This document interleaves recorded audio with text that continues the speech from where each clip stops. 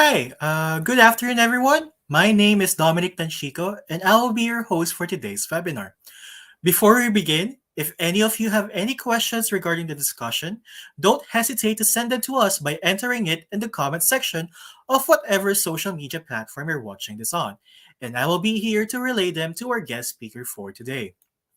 So, everyone, welcome to the live webinar series of ESME.ph. It is an e learning marketplace for Filipino professionals where one can develop relevant and in demand skills through masterclasses in different fields of learning. If you want to learn more about us, feel free to visit our page at www.esme.ph. For those who are watching on Facebook, YouTube, and LinkedIn, feel free to share the link to the stream to the people who you think will be interested in today's topic.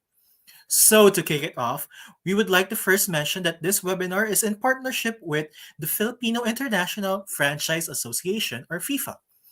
FIFA is a non-profit organization composed of experienced officers in the franchise industry.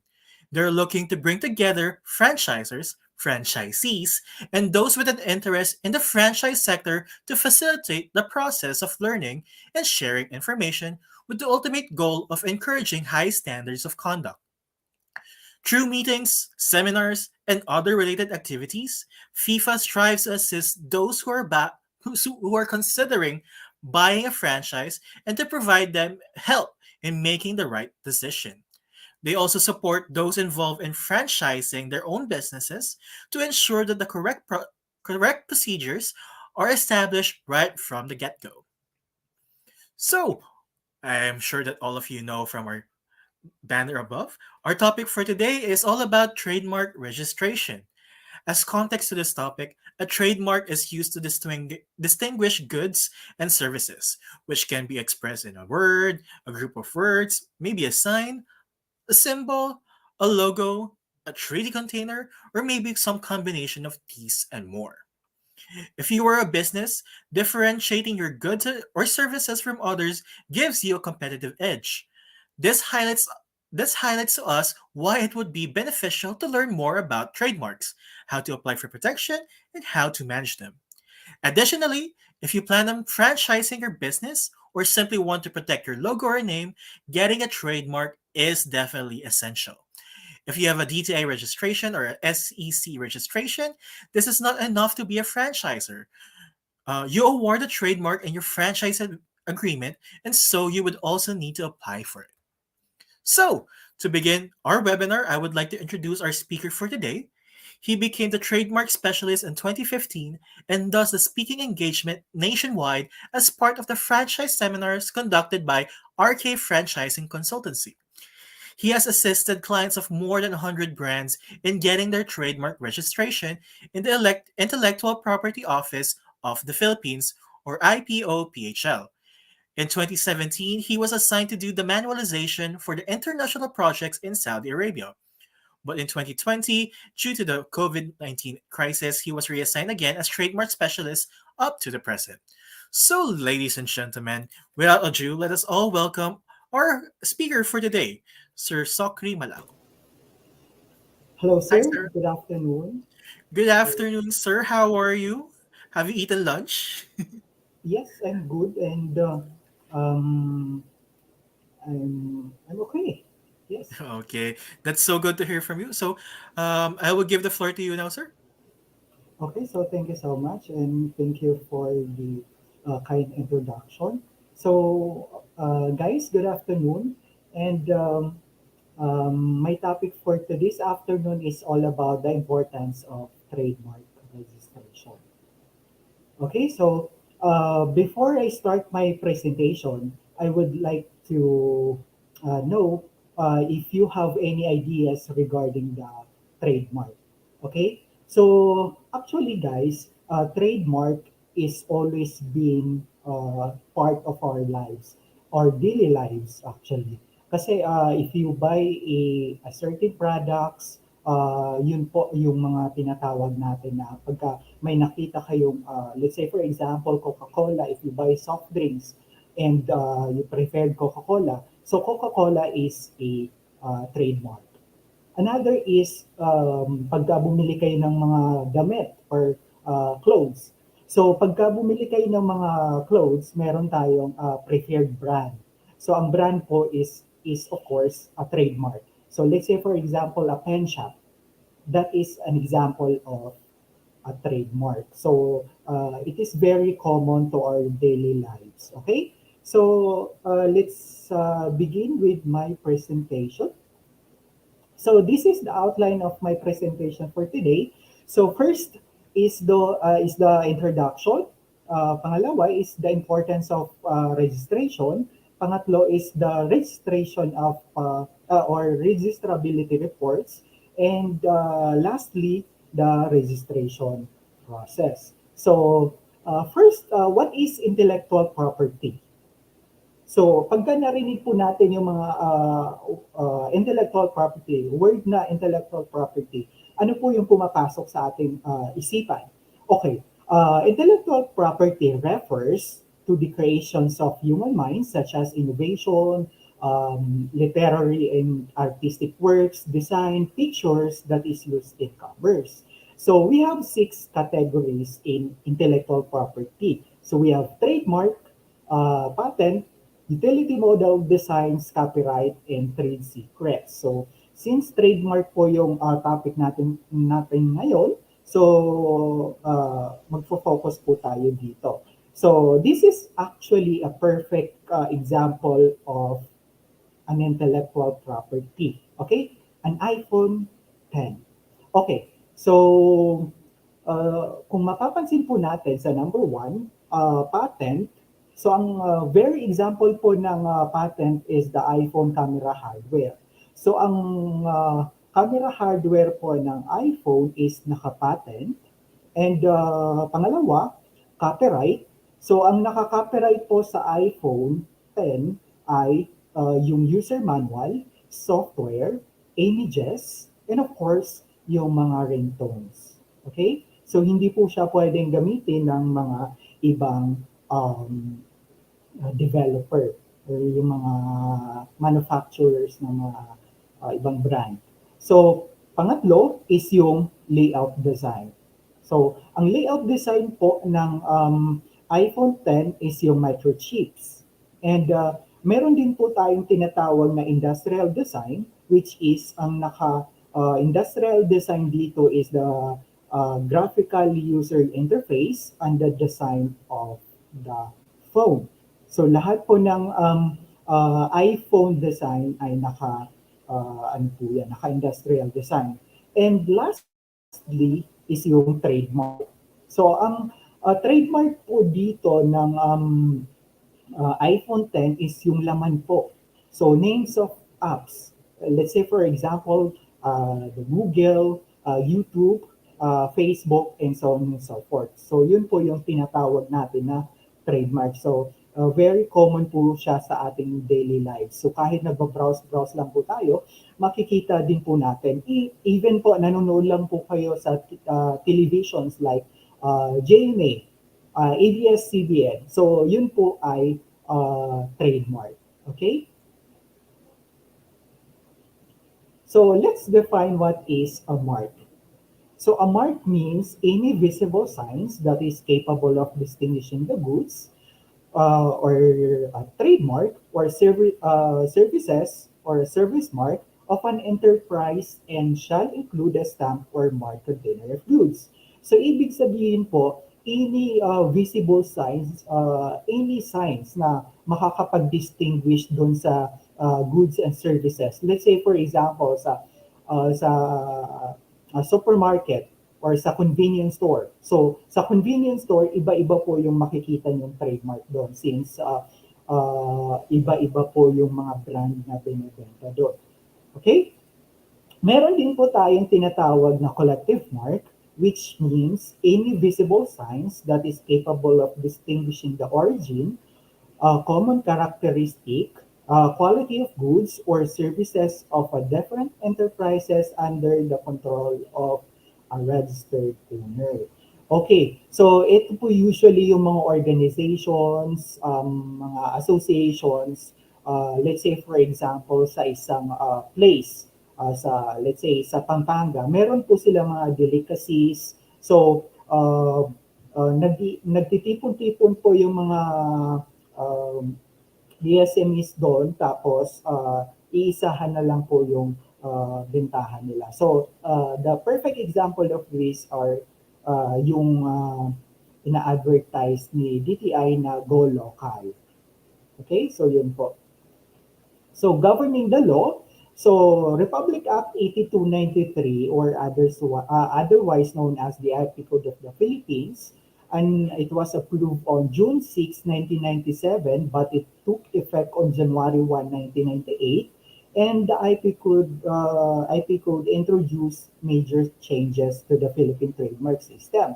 So dati po kasi nung wala pa po IP Code dito sa Philippines, may mga cases po na nagkakapare-pareho po yung mga trademark natin dahil hindi po siya nakasynchronize at wala pa po silang existing database. So let's say meron akong business tapos hindi ko pala alam na yung ginagamit kong trademark is existing na, meron na pong gumagamit.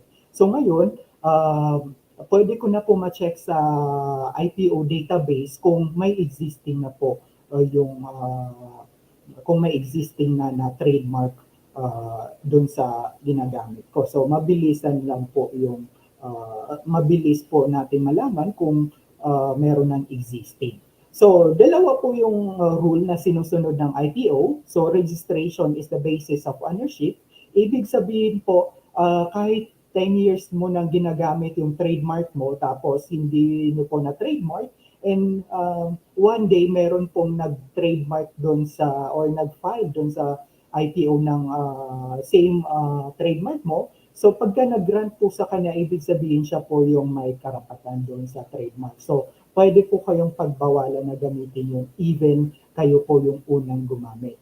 So, yun po yung batas sa IPO. Now, shift the first to file system. Sa IPO kasi first come, first serve. So, ibig sabihin, kahit hindi pa po siya registered, as long as na-file na po, siya po yung priority. So, let's say for example po, nag-apply po ako or nag-file ng application sa IPO. So, hindi ko pala alam na meron pong nauna na application sa akin. So, magre-reflect po yun sa application ko. So, makakatanggap po ako ng registrability report from IPO na meron na pong existing application. So, even hindi po siya registered, sasabihin ng IPO na may nauna na po sa akin na nag-file. Okay?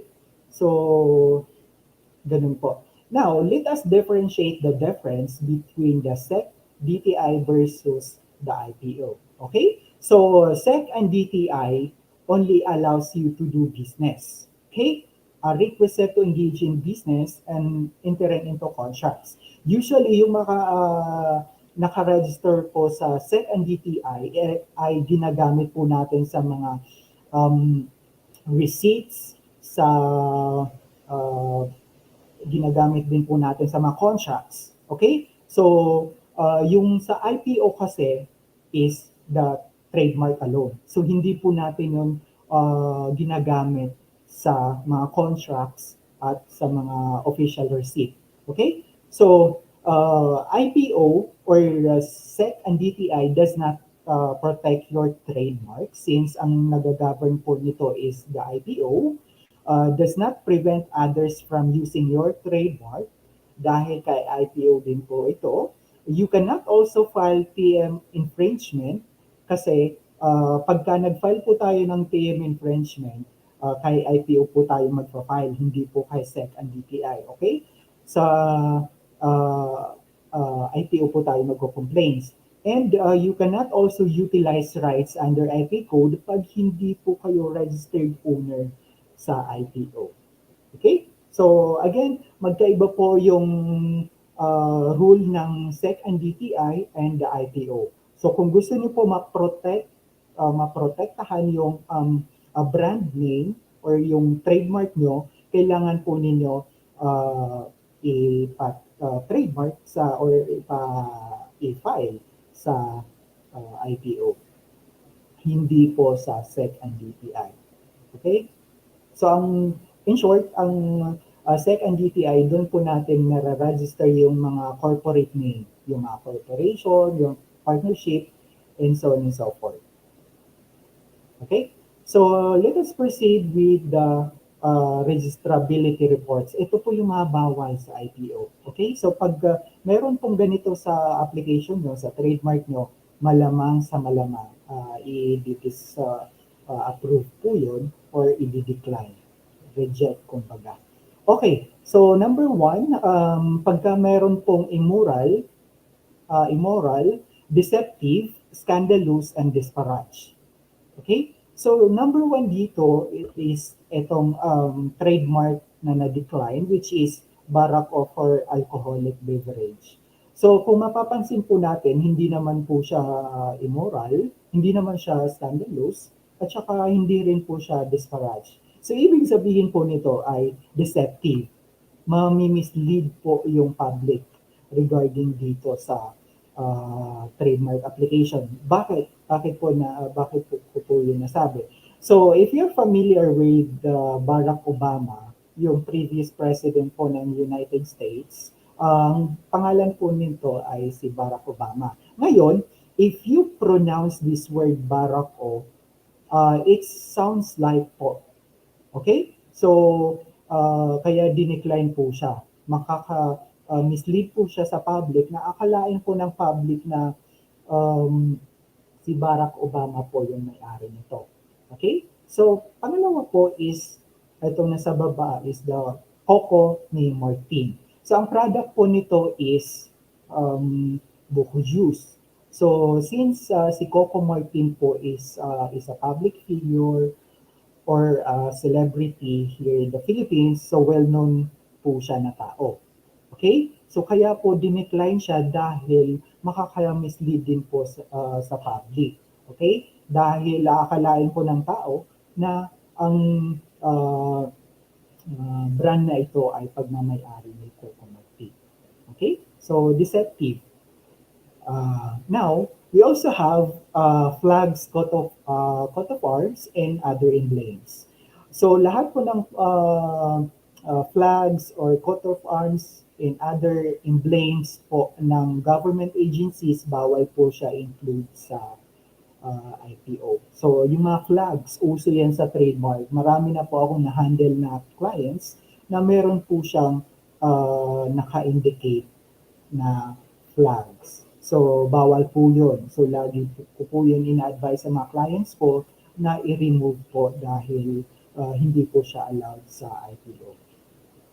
Okay? So, meron din po tayong tinatawag na names, portrait, or signature. Actually, ito po ay pwede sa application. Ngayon, pagka sa names, may mga tao kasi na gusto nila gamitin yung mga public figures, yung mga kilala, mga past presidents. Yun po yung mga gustong-gustong gamitin ng mga entrepreneurs natin. So, sa mga ganong cases, let's say sa mga previous president, allowed lang po tayo gamitin yung mga names nila if may written consent po tayo. So, let's say kung namatay man yung president na yun, previous president, basta may written consent tayo from the wife. Okay? Or from the immediate family. Basta meron po tayong consent. Same as doon sa portraits and signature. Okay, so meron din po tayong tinatawag na marks against public morality. So, let's say for example, gumawa po kayo ng brand nyo and it represents inan and priest kissing. So, bawal po siya dahil, syempre, inan and priest kissing is immoral. Okay? So, hindi po siya pwede ilagay sa trademark. Another thing is drawing of reproductive organs. Mga private part po ng tao. So, bawal po siya. Okay? So, kung mapapansin po natin dito sa drawings, wala naman tayong nakikitang immoral. Okay? Pero, sa label kasi niya, Filipina Mail to Order Bride. Actually, ang product nito is invitation. wedding invitation. So, nirelate lang po nila doon sa services nila, products and services. Ngayon, medyo ano lang yung pagka-rephrase, phrase nila. So, Filipina Meal to Order Bride. So, parang lumalabas na susulatan lang po natin yung mga kababaihan natin to be their bride. Okay? So, uh, against public morality po siya. Okay? So, meron din po tayong tinatawag na imitation. Okay? Usong-uso po yan sa mga branded bags, uh, usually mga Louis Vuitton, yan, mga usong-uso sa mga ganyan. Okay, so ito po ay Levi's, the original versus the Levi's, the imitation. Okay, so they are both applied to clothing. So, ibig sabihin, parehas po sila ng line of business. So, dinecline po siya because kahit hindi pa po registered si Levi's dito sa Philippines, well-known brand na po siya, kilalang-kilala na po. So, kaya dinecline po siya sa IPO. Ngayon, meron kasi kaming certain client, which is a salon, and pumasa naman po siya sa examiner, sa trademark examiner. So, itong Army Salon kasi is, kung mapapansin mo, hindi naman siya very related dito sa Hermes in Paris. So, hindi naman siya, um, kung mapapansin mo yung drawing, hindi naman siya very similar. So, pumasa siya sa examiner. Ngayon, nung i-publish na po sa IPO Gazette, kasi may process kasi sa IPO na kailangan i-publish, ngayon, sa publication, hinarang po ng lawyer ng Hermes. Okay? Na kiniklaim nga po nila na Hermes and Hermes is sounds like. Sounds like daw po. And of course, yung inye sa taas ng letter E. So, kaparehas din po daw ng uh, Hermes Salon. So, ang in-advise po namin sa kliyente namin is tanggalin yung S and tanggalin po yung inye sa Hermes Salon. So, nung tanggalin po namin yon yung letter S and yung inye sa taas ng letter E ay pumasa na po. So, na-approve. Hindi na po hinabol ni Hermes. Okay? So, ganun po siya. Yung mga basic na mga remedies, yun po yung ginagawa namin. Usually, para po makuha lang po yung trademark. Okay? So, even po, magkaiba sila ng line kasi si Hermes, kilala naman po siya sa bag. And ito naman, ang layo naman sa bag kasi ito, salon, services. So, usually yung mga, ano kasi, kilalang brand, nire-register na nila uh, halos lahat po ng classes. Okay? Kahit hindi po nila line of products, kinukuha po nila. So, yun po yung gain sa IPO. Ngayon, meron din po tayong tinatawag na generic marks. A mark becomes a common generic that is signifies the type of goods it represents. Usually, meron din po tayong mga trademark na nagiging common na siya in the long run or over the time. So, number one nito is the escalator. So, ang escalator po is a combination of two words. Yung naka-discover po nito or nag-design is kinumbine lang po niya yung two words, yung scala and elevator. So, kaya naging escalator. Okay? So, over the time kasi, naging common words na siya. So, ang tawag na po natin dun sa moving stairways. Ang tawag kasi dun is moving stairways kasi nag-move, di ba? So, Ang tinawag na po natin doon is escalator. So, naging common word na siya, naging generic. So, hindi na po siya kayang protektahan ng IPO. So, kaya naging generic siya. Pero, ito po ay trademark. Okay? Na naging generic marks. Another thing is itong zipper. Okay? So, ang zipper po ay is a brand. So, actually, ang original or ang ano nito, pangalan nito ay um,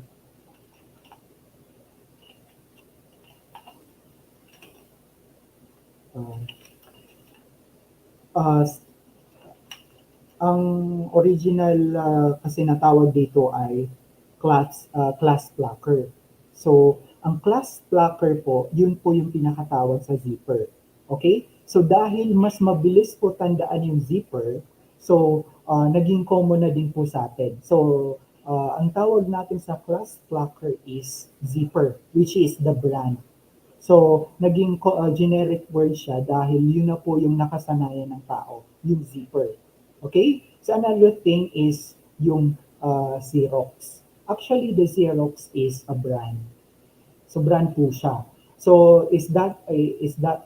ano lang, nagkataon lang po na ang mga product nila is mga photocopier machine.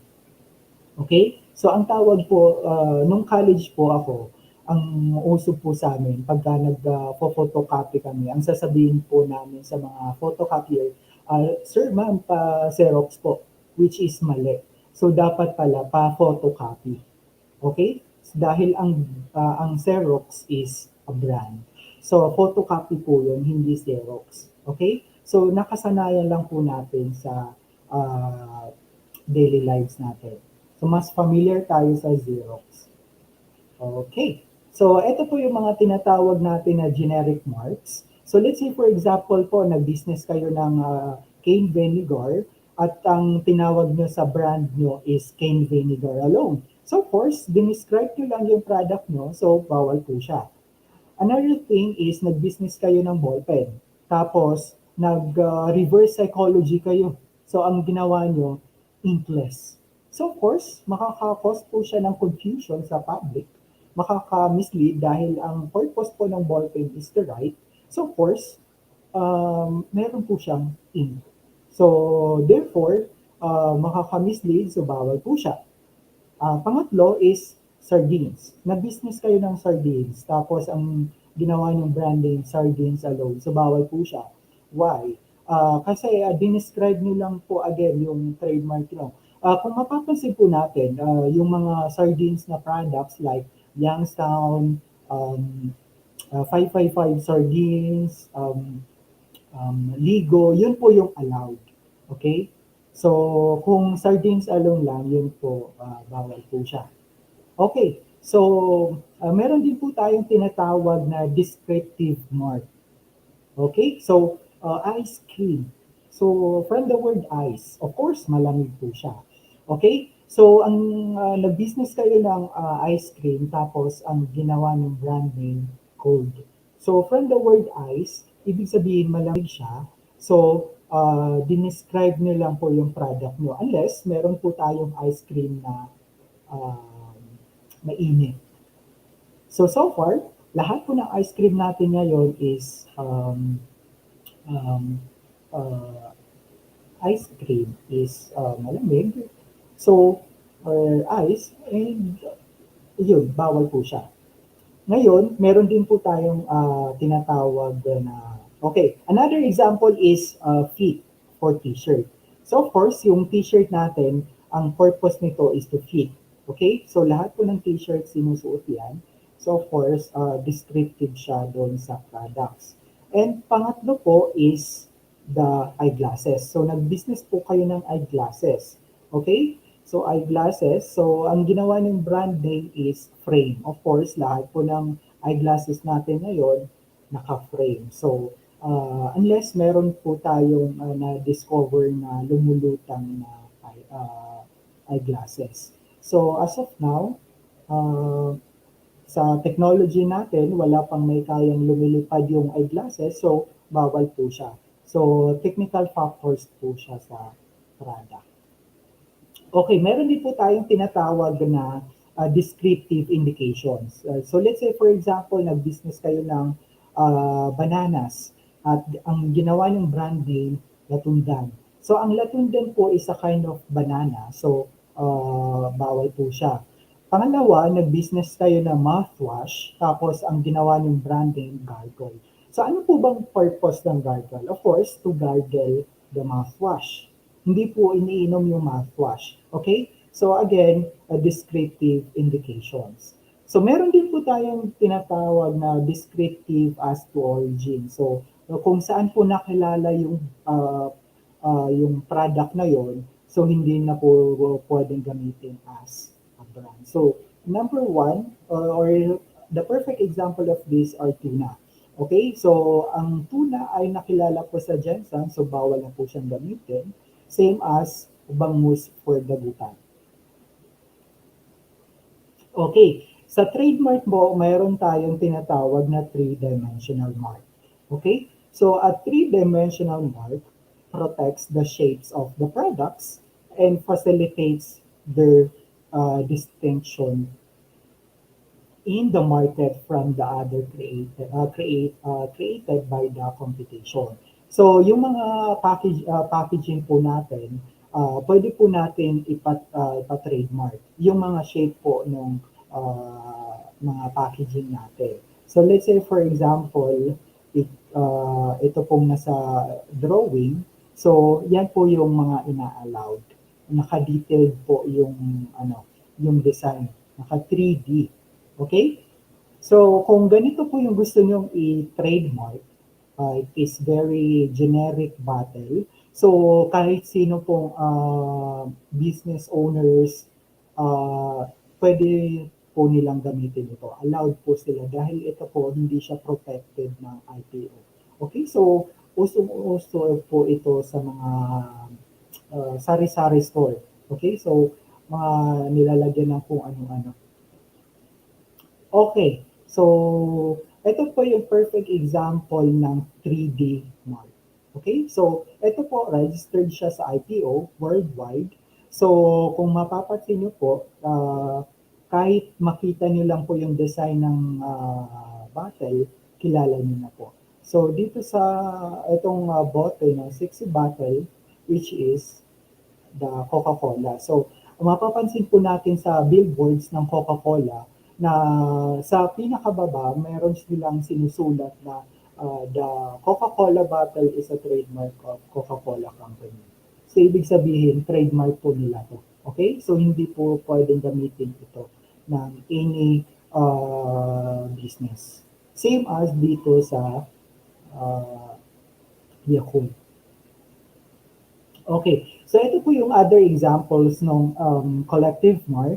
So ito po yung collective mark ng provincial government of Pampanga, Vida Pampanga, which is na trademark po nila to. Same as provincial government of Zambales. So yung finest Zambales nila is dyan po binibenta yung mga delicacies nila, and same as the Bataan. Okay, so let us differentiate the difference between the uh, uh, or the ownership. Okay, so the trademark, the trade name, and service mark and collective mark. So ano po ba yung pinagkakaiba-iba? So a trademark is the manufacturer. Okay, manufacturer po. And yung trade name is yung nakikita natin kadalasan sa mga outlets. Okay? Sa products. Pag bumili po kayo ng any products, makikita nyo po doon. So, service mark, yan po yung ginagamit sa mga services. Okay? So, kaya po service mark yung tinatawag from the word service. And same as a collective mark. Okay? So, kung mapapansin po natin sa collective mark, nandun yung place of origin. Okay? So kung meron po tayong 4 Ps sa marketing, meron din po tayong 3 Gs sa Actually, 5 Gs na po yung 5 Ps na po yung sa marketing. Okay? So, meron din po tayong 3 Gs dito sa trademark. 3 Gs to ownership or owner or registrant. Okay, so number one, grants exclusivity. So, ibig sabihin po, once na registered owner ka ng trademark, ikaw lang po yung exclusive na pwedeng gumamit nun, authorized na gumamit nun. Otherwise, inauthorize mo yung ibang company to use it. Uso po ito sa franchise. Okay, so sa franchise, pagka nag-franchise kayo ng certain brand, yung franchise or yung pinaka-may-ari po ng brand, ino-authorize po nila yung mga franchises nila to use their brand. Pero syempre, meron po siyang mga limitations and rules. Okay? So, generate goodwill. In the long run po, makaka-generate ng goodwill yung trademark, no?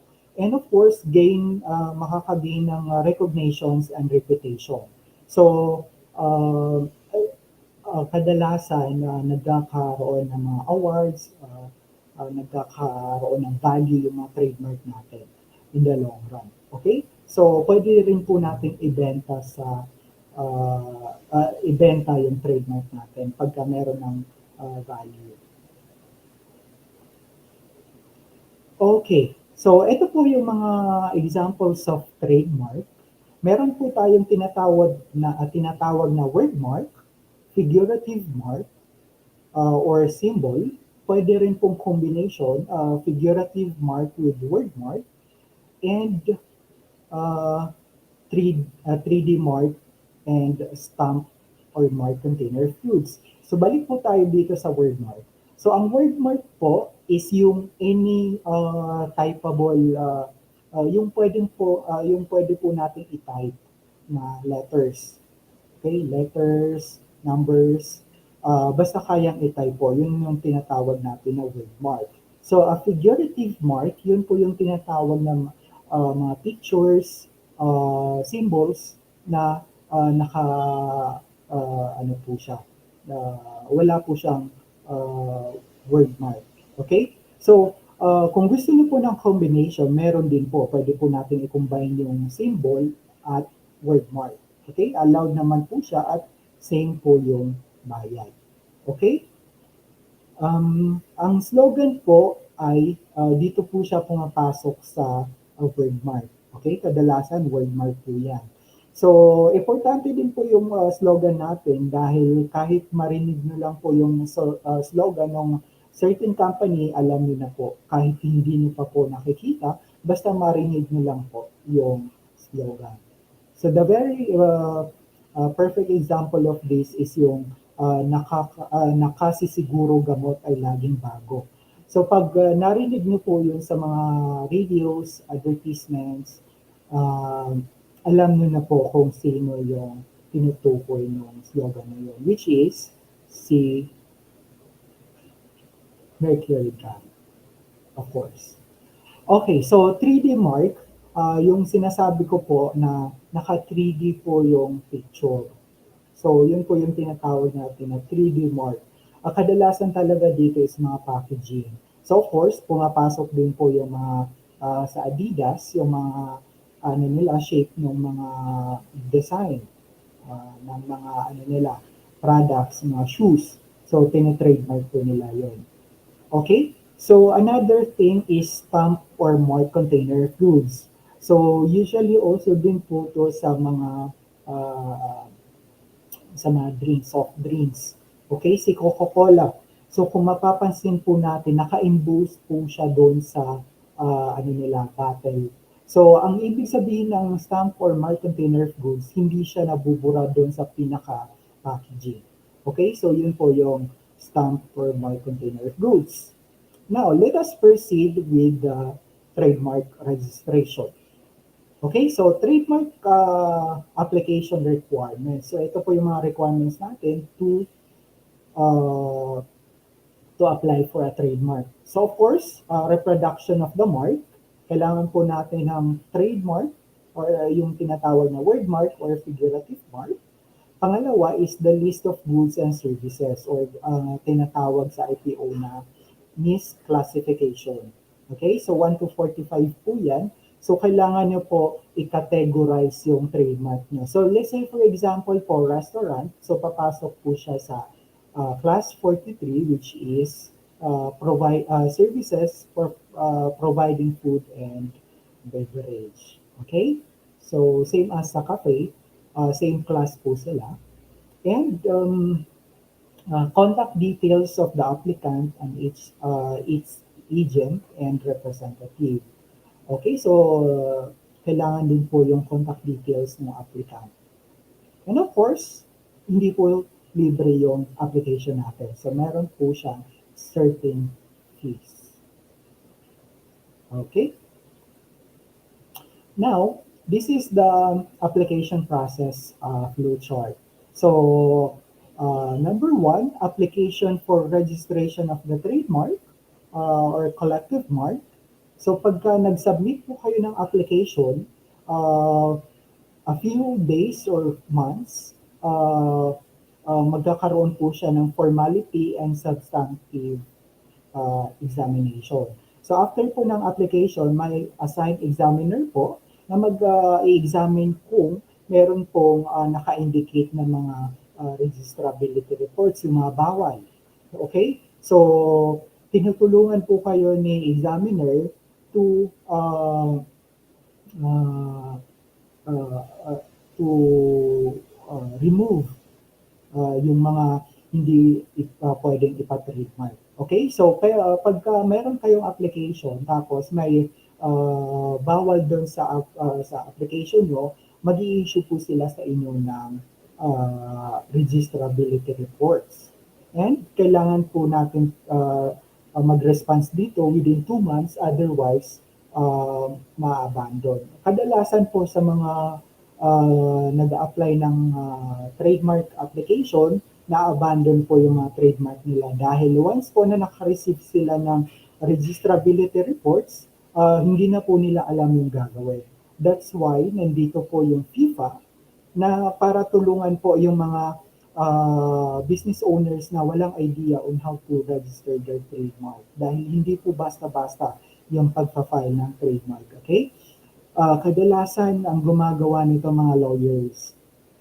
Now, meron din po tayong after ng substantive examination, ipapublish po siya, publication for opposition, yung sinasabi ko nga kanina na kailangan i-publish for at least 30 days or 1 month.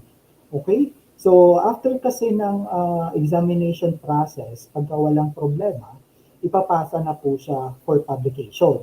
Ngayon, pagka may problema at hindi siya na-address, doon pa lang po sa examination process, marireject na po yung application nyo.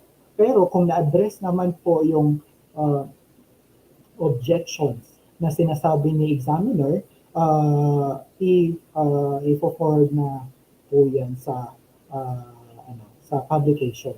Okay? So pagka na-publish po siya ng 30 days, so once po na walang nag-oppose doon sa application nyo, automatic na po na subject for approval by the trademark director. Okay? So once po na may nag-oppose, gaya po nung sinasabi ko sa inyo kanina, yung existing client namin na Hermes, na hinarang po ni Hermes, of course, dadaan po siya sa opposition process. So since hindi po kami nakipag-areglo na lang po kami dun sa lawyer, so inabandon po namin yung Hermes salon, so ginawa namin RME salon. So inabandon na lang po namin yung existing and nag-refile na lang po kami for a new application. So dun po, tuloy-tuloy na po siya, wala na pong humarang. Okay? Now, after ng issuance of certificate, ipapublish ulit siya for another publication. Okay? So, actually, it takes 3 to 4 months. Depende po yan sa gano'n siya ka-complicated. Okay? So, ang pinakamabilis po na approval is 3 to 4 months. Okay? So, hindi po siya bababa sa 3 months. Okay, so the duration of your trademark is 10 years from the registration and renewable every 10 years. Pero, di ba sobrang haba po, 10 years. So of course, meron po siyang tinatawag na maintenance. Okay? So, ang maintenance po ay tinatawag natin declarations of actual use. So what is a declaration of actual use?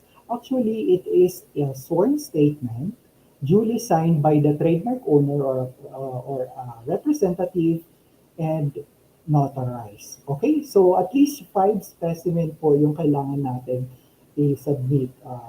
Let's say for example, let's say ginagamit natin sa signages, sa menu, sa uniforms and so on and so forth, sa brochure. So yun po yung kailangan natin picturean tapos uh, mag magagawa po tayo ng actually downloadable naman po yung application form ng declaration of actual use. So kailangan lang po natin yung i-comply. Okay? So ito po yung mga different types of DAUs. The third declaration of actual use uh, which must be filed within 3 years from filing date. Ibig sabihin po, mag-count po tayo from the filing date up to 3 years. So, 3 years po yung ano natin dito. Uh, 3 years yung para i-file yung third declaration. Okay? So, meron din po tayong tinatawag na fifth declaration of actual use, also common referred as fifth anniversary use. So, magka-count po tayo from the registration date up to 5 years. Okay? So, after 5 years po ng registration, kailangan po natin to i-comply. So, of course, kailangan na satisfied muna yung third declaration bago yung fifth declaration. So, what if po nakalimutan natin yung third declaration? So from third declaration pa lang, after 3 years of filing, hindi na na-comply, so ma-abandon po siya. Okay? So matatanggal po siya from the registration. So wag na po kayo mag-file ng fifth declaration dahil ma-reject lang po yun. And meron din po tayong additional na declaration which is tinatawag natin na renewal declaration of actual use. Okay? So again, ito po yung mga deadlines. Yung first declare or yung third year declaration po or third declaration of actual use, sinasubmit po siya within 3 years upon filing. Pangalawa is yung fifth declaration of actual use. Magka-count po tayo from the registration date up to 5 years. So, after 5 years po of registration, may 1 year grace po kayo to comply the requirements and after nun, okay na po siya pagka na-satisfied po yung hinihingi ng IPO. Ngayon, ang pinaka-last po is sinasubmit po natin ito after the renewal. So, ibig sabihin, pagka nag-renew po tayo, within 1 year, kailangan po makapag-submit tayo ng 10th Declaration of Actual Use. Okay? So again, kahit registered po tayo, kailangan po natin i-maintain yun. Otherwise, ma-abandon po yung trademark natin. Okay, so bakit po siya ganun kahalaga yung trademark? Actually, ang trademark po ay very common. Yun po yung, kumbaga, frontliner po ng business. So, yun po yung mga kilala na mga ordinary consumer. Okay? So, ito po ang IP, nakakagain po siya ng profit or uh, uh, pera. Okay? So, another example po nito ay si UP Manila. So si UP Manila po nakadiscover ng Lagundicap Zero at ni-license po si Azarias Pharmaceuticals to produce the said Lagundicap Zero. So si Lagundicap Zero po ay or si Azarias po ay nagbabayad po ng royalties kay UP Manila. At yun po yung ginagamit ng UP Manila to fund their research. Okay? So, sa ano po, sa franchising, usong-uso po yung mga royalties. Dahil ang royalties po binabayaran every month.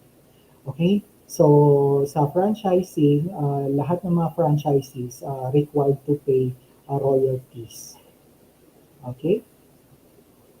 Kaya yung mga franchisor, ino-authorize nila to use their trademark. Of course, in return, kailangan pong magbayad ng franchise fee and yung mga royalties every month.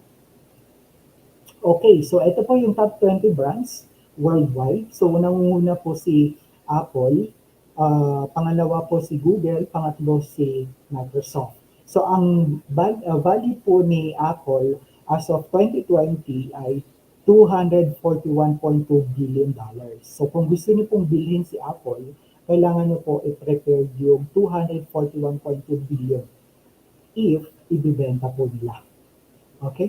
So, kung hindi naman ibebenta, of course, hindi niyo po mabibili yun. Okay? So, kahit ganyan po yung halaga nila, kung ayaw nilang ibenta, kahit may ganyang pera po kayo, hindi niyo po mabibili kung ayaw nilang ipagbili. Okay, so pasok po si Louis Vuitton at saka si McDonald's sa top 10 brands. Okay. So every year nagkakaroon po ng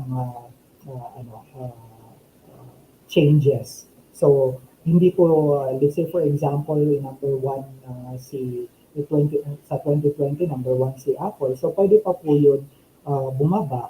Okay? So pwede rin pong tumaas instead na top 10 ngayon si McDonald's, tapos in the next year, pwede po siyang maging top 8 or top 7. So, depende po yan.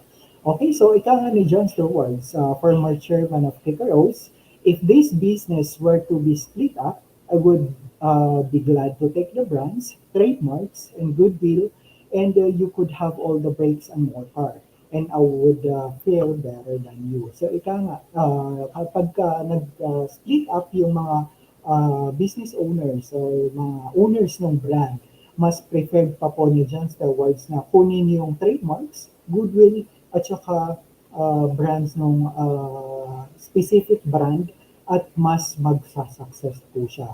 Dahil mas kilala po ng mga ordinary consumer yung brand kaysa dun sa manufacturer or yung may-ari. Okay? So, let's say for example, si Louis Vuitton. Hindi naman po lahat ng tao kilala si Louis Vuitton, yung may-ari ng Louis Vuitton. Okay? So, let's say for example, dito sa Philippines, hindi po lahat ng uh, tao kilala yung may-ari ng Jollibee. Okay? So, ang kilala lang po nila is yung products and services ng Jollibee.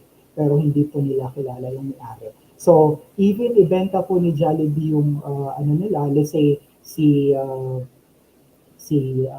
Ma'am Inasal. So, binenta po ng may-ari yung Ma'am Inasal pero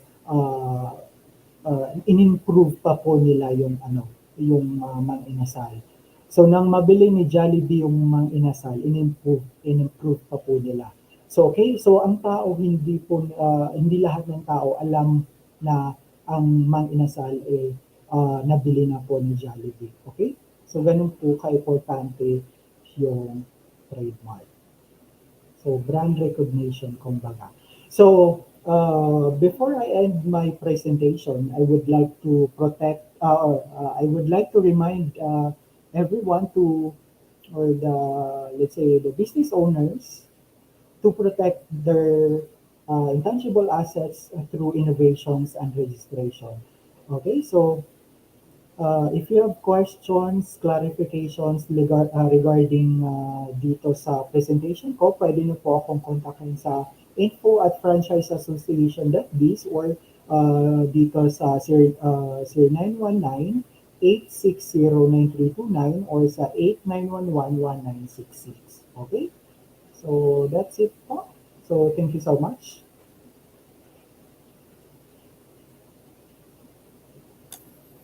Okay, so thank you so much for that, sir.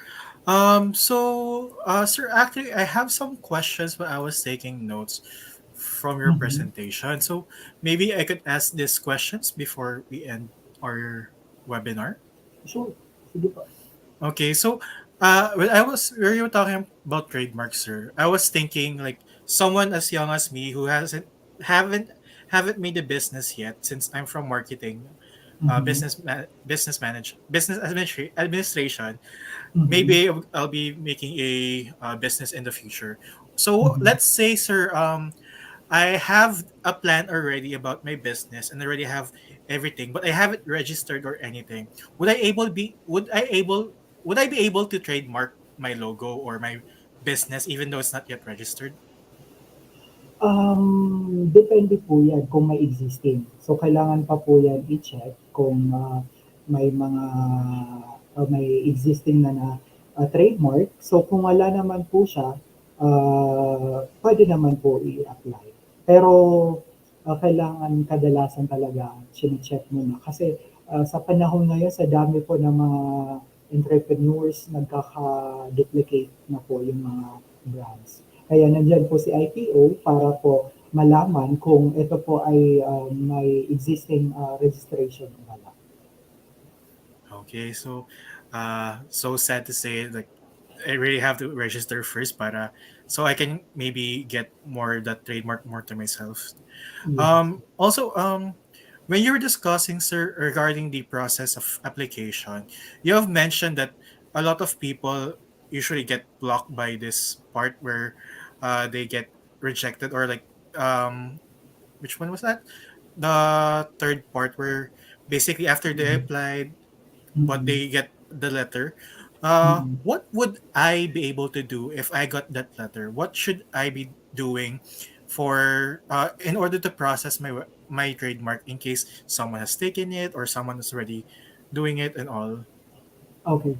So, if in case po na nag-file kayo ng application tapos nasa publication na po siya and then may certain person na nag-oppose doon sa application nyo, and of course, may marireceive kayong, ano, kadalasan kasi may marireceive kayong opposition letter. Ngayon, ang kailangan po nating antayin dito is yung manggagaling sa IPO, sa Bureau of Legal Affairs na tinatawag na Notice to Answer. So, saka po natin sasagutin yung mga opposition natin or yung letter. Okay, sir. Um, just a follow up to that, just in case, sir. In case that I lose that, what will happen to my application next? Okay, so meron kayong dalawang option. Either pwede kayong rebrand or pwede na pong ipaglaban sa court. So, pwede po kayong mag-appeal sa Director General kung na-reject po yung application mo. Pwede po kayong appeal sa Supreme Court, sa Court of Appeals, sa Regional Trial Court. So marami po tayong options kung gustong-gusto niyo po makuha yung trademark nyo. Pero kadalasan kasi it takes time eh. So mas pipiliin pa, syempre magastos din dahil ang filing po hindi po siya free. So may mga certain fees po tayong babayaran. So of course, pag may business kayo, time is very important. So ang Yes. ginagawa na lang po nila is rebrand. So, worst case is just rebranding, sir. But if you have money, maybe you can fight it for with a lawyer and all. So that's Oo. good to hear, Pooh, sir, that there are ways to fight still. Mm. Um, Regarding the expiration, sir, is it possible to renew even though even though you're not yet expired? So maybe I could just like maybe on your 10th year, I'm not yet expired. Can I renew ahead of time, or do I have to wait until my trademark has expired or not? Actually, sa IPO po, sa trademark, kailangan po natin i-renew 6 months before the expiration. Mm. Okay? So ahead of time po. So 6 months before. So pagka nirenew po natin yon, after ng expiration date, makakapagbayad pa tayo ng surcharge. Okay? So para po hindi tayo makapagbayad ng surcharge, as 6 months before, mag-file na po tayo ng petition for renewal. Kasi it takes time pa po eh. Kasi dadaan pa po siya sa examination process. So hindi siya agad-agad na ma-renew. So dadaan pa po siya sa examination process bago na-renew. Okay, so 6 months beforehand. That's good to hear, sir. So at least I could also protect my trademark in case na it expires beforehand. There's a Mhm. question from YouTube. They ask, is it possible to register multiple slogans under one brand? Multiple slogans. Actually, pwede siya. Hindi naman siya limited for as long as kasya dun sa sa application. Okay? So, pwede Mm. po siya multiple at pwede siyang combination. So, combination like, let's say, yung symbol, tapos yung name ng brand, at saka slogan. Okay? So, pwede siyang combination at isang bayad lang, same fees. Okay, sir. At Yes. pwede rin pala siya sir na iba-ibang concepts. Let's say for example, Mm. uh, si Jollibee. So pwede po niyang kunin yung concept ng restaurants, pwede po niyang kunin yung uh, class na para sa bags, pwedeng kunin yung class na para sa mga retail, and so on and so forth. Pero yung application natin is per classification po yung payment. Okay, sir. So per classification. That's Mhm. interesting to hear. So it is possible to have a lot as well. Mhm. So we have a viewer from YouTube called Vince Lembaga.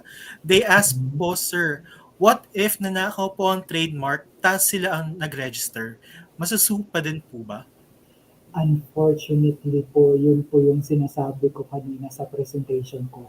Na once po na may nagnakaw doon sa ano nyo, sa trademark nyo, pagka once na ginrant po ni IPO, sila po yung lawful na may-ari ng trademark na yun. So, pero pwede, syempre, may mga remedies tayo, pwede po natin i-file uh, sa mga courts natin, sa mga RTCs. If meron po kayong katunayan na kayo po talaga yung pinaka-rightful owner. Oh, Okay, so if it was stolen, you really don't have any rights unless you can prove it talaga. That's quite yes. harsh to hear. Um, Mm-mm. yes. From Facebook, sir, we also have a follow. We have another question from Facebook. From Mm-hmm. Miss Sarah Fernandez. They said, "Hi, sir. Can we trademark a brand name here in the Philippines that is both a Filipino and Indian word? We added other words in the name like and company. Can someone in India with the same name sue us for trademark infringement?" Okay, so ang trademark po natin ay by territory. So let's say for example, may existing na siya sa India. So since Indian brand po 'yun, basta wag lang po siya very let's say invented word or same design kasi bawal po yun. Now, lalo na po pag kilala. So, bawal na bawal po yun. Kasi even hindi po sila registered dito sa Philippines, basta kilala po, hindi po siya pwedeng ipa-trademark dito sa Philippines. Now, sinasabi niyo po is uh, Indian word. So, kailangan lang po natin i-translate into Filipino para po maintindihan ng examiner na, ito po pala yung ibig sabihin. Actually, common po ito. May mga na-handle po ako mga Korean concepts. Tapos ang mga Korean brand nila may mga something Korean word. So, ang kailangan lang po natin is to translate. Even yung mga character po, yung mga Korean characters, Japanese character, and so on and so forth, pagka in-include po natin yung sa application natin, kailangan po natin i-translate into English. And of Mm. course, paano po siya basahin? Okay? So, pagka, uh, let's say, nag-grant po yun dito sa Philippines, tapos meron po siyang existing sa ibang bansa, since magkaiba po tayo ng territory, so, magkaiba po yun. So, yung registration po natin dito is only here in the Philippines at saka yung sa India. Magkaiba po. Doon lang po siya sa India. So now, meron tayong mga cases. Let's say for example po, uh, lumaki na po yung brand nyo tapos gusto nyo mag-expand sa ibang bansa, sa ibang country. So, allowed na din po yun ngayon. So, pagka-member ka kasi ng Madrid Protocol, um, pwede na po tayong mag-file dito sa Philippines. Basta for as long as member po siya ng WIPO or the World Intellectual Property Organization. So, ngayon, nasa 193 countries po yung member. So, pagka-member po sila, so pwede na po tayong mag-apply dito sa Philippines. Pero, syempre, kailangan po muna register dito sa Philippines bago ma-register sa ibang bansa. So that is interesting to hear. They said thank you though po for clarifying that. You're A welcome. follow-up question po, sir, regarding for classifications. Ms. Sherton Chico asks, how would you know if you're able to check the correct classification? Will the review will be able to correct this? Okay, the review or the trademark examiner. Okay, Yes. actually, yes. Karamihan, mga, yung mga walang idea, of course, iba yung nakukuha nilang classification.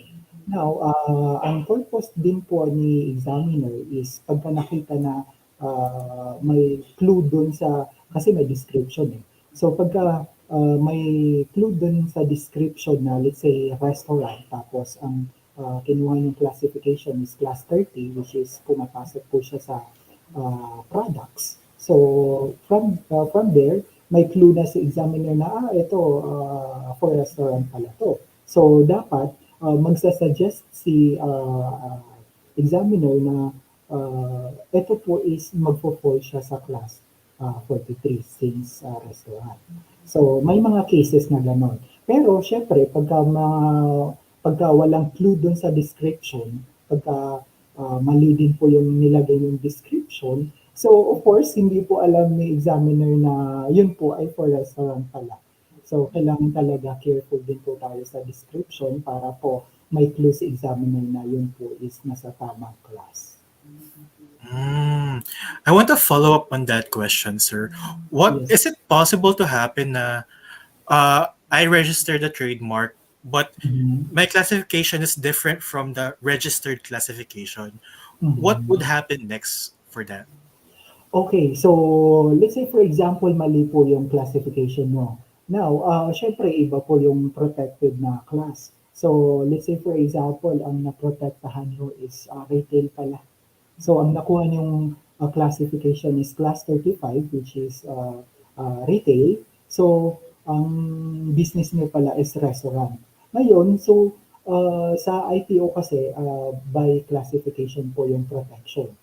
So, ibig sabihin, kung may existing na ano, um, may existing na restaurant na same kayo ng brand, so syempre siya po yung protected under restaurant category. So, kailangan careful din po tayo sa classification dahil karamihan doon nagkakamali. So, meron dito kasi sa IPO, may bago na silang rules, siguro 3 years ago, 2 years ago, na basta related lang sila sir. Let's say restaurant tapos related lang yung products and services. Let's say ikaw nag-registered as class 30 kasi nag-offer ka ng frat or milk teas. Okay? Ang kinuha niyong class is class 30. Now, ako gusto ko mag-apply as class 43 for cafe kasi nagpo-fall siya as cafe class 43. Now, sa examination process pa lang sir, makikita ni examiner na related yung ano natin, products and services. So, mag-i-issue po si examiner, let's say, kung ikaw yung nauna, nag-apply, tapos nag-grant sa'yo, or kahit hindi pa po nag-grant, for as long as na-file nyo lang, tapos nahuli ako. So, mag-appear po siya sa examination uh, Mm. reports. Oo, so may marireceive akong registrability reports na meron na pong existing na same concepts or same products and services. Okay, that's really interesting to know. It's because like a lot of people doesn't really like some people just register and sometimes especially for those who are just newly beginning their own businesses and newly new on this trademarking registration, it Mm-mm. sometimes is a problem that will happen that classifications might get jumbled and might Yes. suffer from their losses afterwards. So that's quite interesting note to know.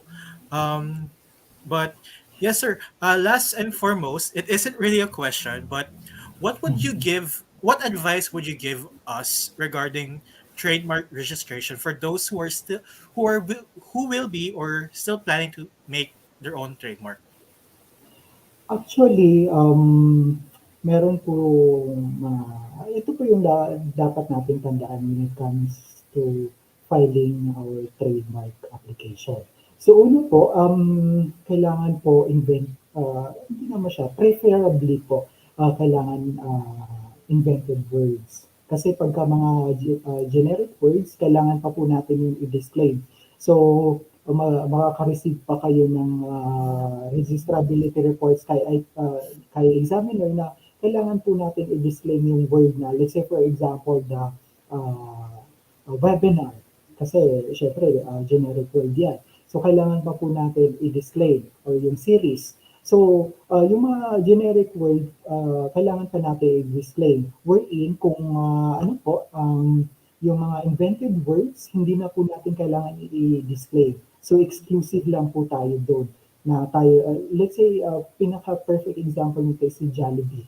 So if sounds like lang po na may nag-file ng sounds like Jollibee, pwede po nilang iharangin yun. Sa kay examiner pa lang, harangin pa lang yun yung examiner. Okay? So, pangalawa po is, of course, kailangan po mabilis tandaan, tapos appealing to the eye. So, uh, pangatlo, kailangan din po ay, of course, distinctive. So, naiiba po siya. Unique, kumbaga. So, kaya yun lang po yung mga kailangan natin tandaan sa trademark. Okay? Okay. Thank you for those wonderful words, sir. With that, once again, thank you so much, Sir Malaco. It was really a pleasure to have you with us today.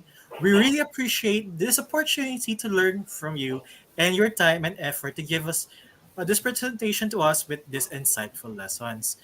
I'm sure our ESME learners are now more prepared and knowledgeable with regard to the process of trademark registration and the issues regarding it, especially if they are business owners or aspiring franchisors in the future.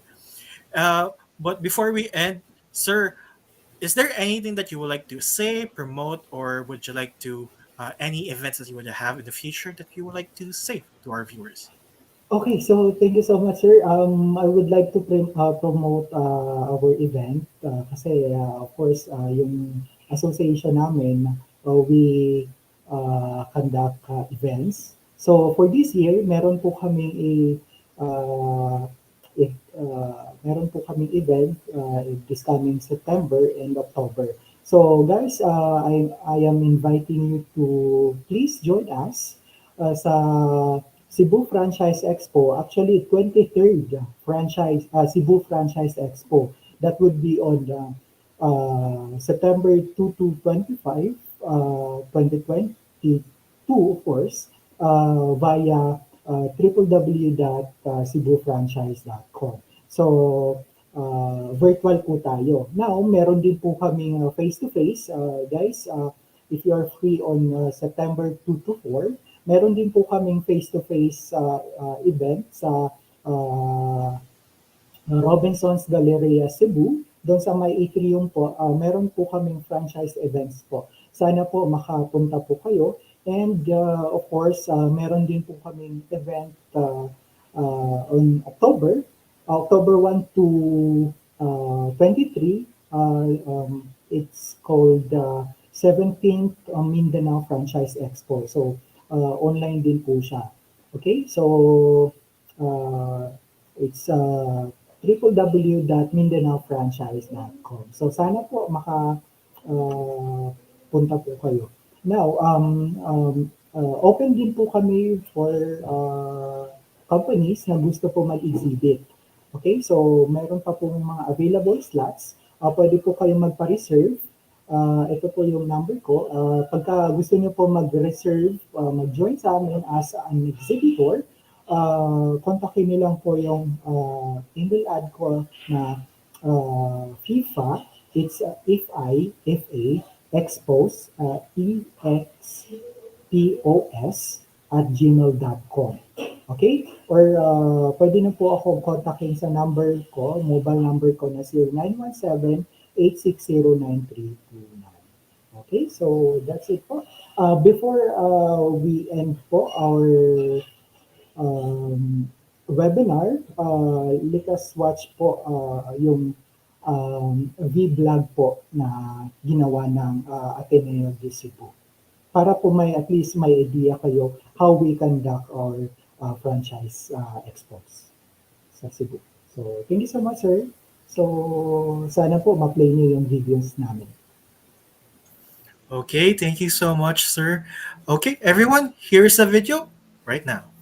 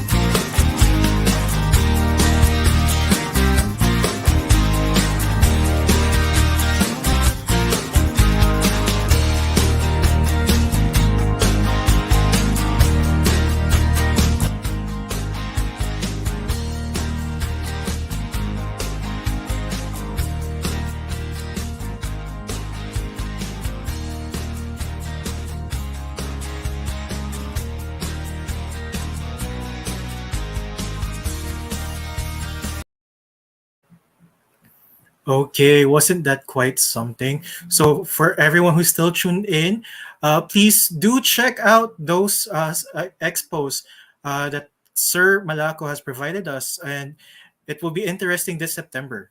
So, for before I end, for everyone who attended this webinar, all of you can get your digital certificate of attendance for sure.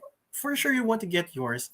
If so, just head onto our website at www.esme.ph and click on the link. Click on the series that you have watched today. Make your account and navigate to the title of the webinar that you joined in. Before this webinar comes to a close, I would like to invite everyone who wants to learn more and increase their knowledge and skills. Just visit our website. Once again, it's www.esme.ph. We offer a wide range of master classes for those of which you can enroll what, based on whatever is relevant to your passion, career, and interest. So, once again, my name is Dominic Tanchico, and it has been a lovely afternoon with everyone.